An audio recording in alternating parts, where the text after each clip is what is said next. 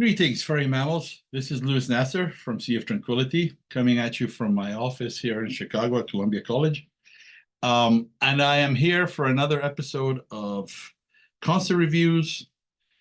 In this particular case, I wanted to speak to you about a band that is not as well known and in a venue that is not as big and swanky as, certainly Radio City Music Hall or some of the other places that have come up. I want to talk to you about the Sons of Ra and I a show that they played on April 12th, Saturday, the CD release of their latest and first full-length album. This is The Sons of Ra, Standard Deviation. It is released by Ken Golden and his imprint Free Electric Sound. You can see it right there. I hate saying good things about Ken, only because his head is too big, but he's done a lot of really good things. And you know what? This is one of them. What a fantastic, fantastic album. Now, the show, Pete has already reviewed the album. I don't really have much to add to it other than whatever good things he had to say. I'm going to repeat them, but I'm going to raise them to the power of 2 or 2.3. There really is a phenomenal band. Now, the Sons of Ra are a trio.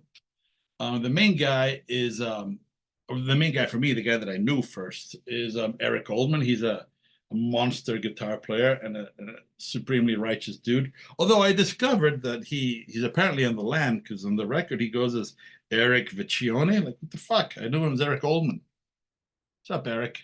What are you doing? You on the lam? But Eric plays guitar. He also plays synth and bass and other things. But on stage, he mostly just played guitar like a demon, and his pedal board was just as ferocious. So if you're into gear, you'll have fun. On bass and tenor saxophone is a phenomenal human being. His name is Keith Wakefield. Very, very dynamic performer, super nice guy. Incredible. And then the secret sauce is the drummer, a guy by the name of Michael Rataj. If I'm mispronouncing your name, I'm sorry. Soy mexicano, ni pedo. And he plays drums like the Energizer Bunny. The dude just goes, but he's creative. He just keeps doing unexpected things, and everything is very musical, and but also very much in your face. And how to describe this band is difficult. It's difficult to describe them because you could say that they play jazz, and they do, but you could also say they play metal, and they do that too. They play math rock, they do that as well. Sometimes they're a little funky. Sometimes they do all of the above at once, and sometimes it's just like Eric Dolphy. They're just out there. And but they all land in a pin. They're that great of a band. I actually, to prove that I went to Reggie's, and by the way, just a quick word about Reggie's. Reggie's is a very important venue for live music here in Chicago. Robbie and everybody there deserve a shout out. And I'm always excited to go to Reggie's to see any band play, because I know as a musician, it's a place that respects you, that treats you with kindness, and that you view as a musical home. So I was very glad they chose Reggie's for the CD release party of this phenomenal record. You can, again, I keep showing you this record and this kick-ass cover. I would like to encourage you to be curious and buy it. It's fantastic. It features a lot of covers, which would make you think, oh, jazz, metal, Panzer Ballet. No. Although those things are true of Panzer Ballet, these guys do very much their own thing, and it's great.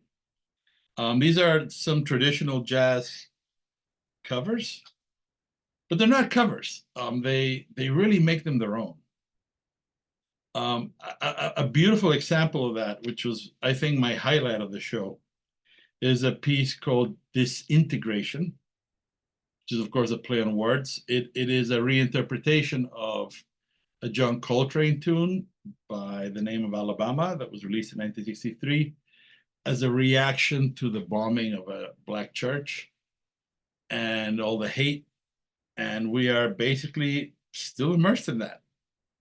I'm not going to get more political than that. It's just a fucking reality. And if this triggers you, good. It means that you have some kind of humanity. And these guys basically took it and they called it Disintegration. By the way, I have a set list. You can see that it's real because it's ripped. It's ripped only because I'm a klutz. But this is the set list. This is the tune I'm talking about. The third one, Disintegration. It's an incredible piece of music. It just starts with this droning C, like the Coltrane, and they pick and choose and they weave which themes they recapture, and then they turn into their own, and they turn in a treacherous, monstrous monster of a tune. Like, it's jazz, but it's also mournful, but it's metal as fuck. It's great. It's absolutely great. And that's what these guys are. The Sons of Ra are a powerhouse band. They're fucking great. And again, I'm not telling you this because I know Eric or because I like them. It's great that I like them. But even if I thought they were all douche nozzles, I would still be obligated to come here and tell you guys, this is a great band. And you really could do a lot worse than to go see a great band for fucking $12 at a small venue. And you can be sitting right here where I am, and they're 10 feet in front of you. And it's incredible. It's a privilege to be able to see a band that good in that kind of an intimate setting. You know, there are probably a couple 150, 60 people there, maybe 200. It was unbelievable. And everything in this set just really flowed. They were aided, though. They had people extra. There was Katie Clark on violin. I wrote these down. Luke Mosley on soprano sax. Erie, I think that's how you pronounce it. If not, please forgive me. I'm not being a dick. Soy Mexicano. English is hard. Harder than you fuckers know. Erie Dover, flute and tenor sax. And Quentin Dover played another electric guitar. So it was rambunctious. It was powerful. It was incredible. I can't describe it in any more detail than that because there were no flashing lights. There was no projection. All the explosions happened with your eyes closed and your ears, as they should with any really good music. And the whole thing was over in about an hour or so. They ended with a piece called Upstart, written by Wakefield, and I believe it was by Wakefield. No, sorry, this is a cover by Don Ellis, my bad. And they did this incredible thing in 11/8, and they just ended in this like roller coaster ride. It was just beautiful, beautiful, beautiful show. In addition to them, there were two other bands. They closed, of course. There was a phenomenal band called Wave Cage. You will be able to find the links to their music on Bandcamp along with this video.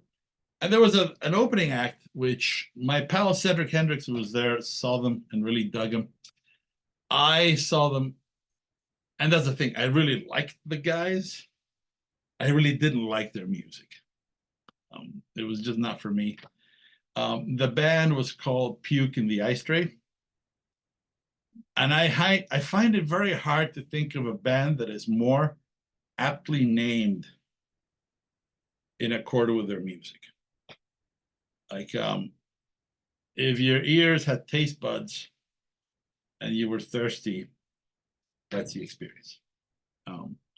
But I don't want to talk shit about them because I think they're great guys. It's just not for me. Maybe you'll hear them and say, Nasser, you're a fucking retard. This is great. Perfect. Enjoy. However, Wave Cage was exceptional. And these guys, I'm showing you the record again. Showing you the record again because I would like you to order it and buy it and support them. I know they're going to go to Orion in Baltimore, which is the mecca for this kind of music in the East Coast. Make the drive. It's worth it. Make the drive. Buy them a beer. You won't regret it. It's that good. When they play this integration, you hear that droning C, and then they just it's a beautiful thing. So anyway, this is my review. Reggies is a place that's important in Chicago. Sons of Rye is a band that I respect and I love, and I hope that you'll give them a chance. Thank you for watching. This has been Luis Nasser from Sea of Tranquility. Please visit us on the web at www.seaoftranquility.org. We are on Facebook, we're on YouTube all the damn time. You've seen my mug and Pete's and everyone's, George, we're always there. Please subscribe, hit the bell, smash the like button, and keep the channel going, because the whole mission of this is to help people discover really good music and to not let it die alone. So that's all I gotta say. Smooches, bitches.